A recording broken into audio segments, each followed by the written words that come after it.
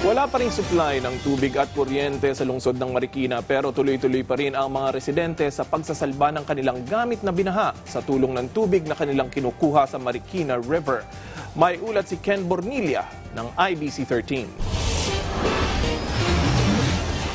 Sa aming paglilibot sa lungsod, nakilala namin si Jocelyn Doria, residente ng Barangay Malanday.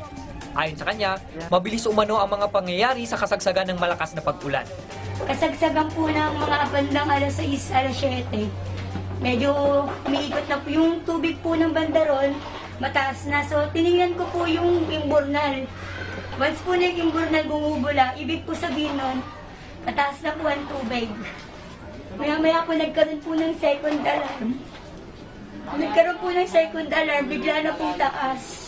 Nakatira malapit sa Marikina River sina Ate Jocelyn, kung kaya't kapag may banta ng pagbaha dulot ng pagtaas ng level ng tubig sa Marikina River, ay isa sila sa mga unang apektado. Ayon sa kanya, mabilis umano ang pagtaas ng tubig sa kanilang lugar, kung kaya't kinailangan nilang lumikas sa mas ligtas na lugar upang takasan ang banta ng baha. Walang nailigtas na anumang ari-arian si Ate Jocelyn. Nawasak din ang kanyang bahay. Dagdag pa niya, mas malala umano ang bagyong Ulysses kumpara sa bagyong Ondoy noong 2009. Lagayan ng plato. Ito, Yung maleta ko po, lagayan ng damit. may laman po yan? Wala na po. Oh. Nalot din po. Tapos yung mga damit ko, pinagpupulot ko na lang sa loob at labas. Opo. Ito na po yun. Ito na po. Kaya po sisikapin ko pong labuhan. Maging mga kapitbahay niya ay nalimas din ang mga ari-arian dahil sa baha. 3 araw matapos hagupitin ng bagyong Ulysses ang Marikina City, ganito pa rin karaming basura at putik ang nananatili dito sa Barangay Malanday. Ngunit pahirapan ng paglilinis dahil sa kawalan ng supply ng tubig. Kung kaya't gumagamit na ngayon ng ilang residente ng tubig mula sa Marikina River para gamiting panlinis. Nagtungo din kami ni Ate Jocelyn sa tabi ng Marikina River at tumambad sa amin ang bundok ng putik dala ng pagbaha.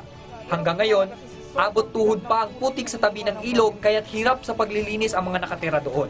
Umaapela ng tulong ang mga apektadong residente. Mamakaawa po ako. Marami pong residente rito sa Malanday, hindi lang Malanday po. Hindi po namin alam po paano umpisa gagawin namin. Kaya nananawagan po ako. Baka po pwede makahihin ng tulong sa inyo, lalo-lalo na po yung mga baby, mga senior.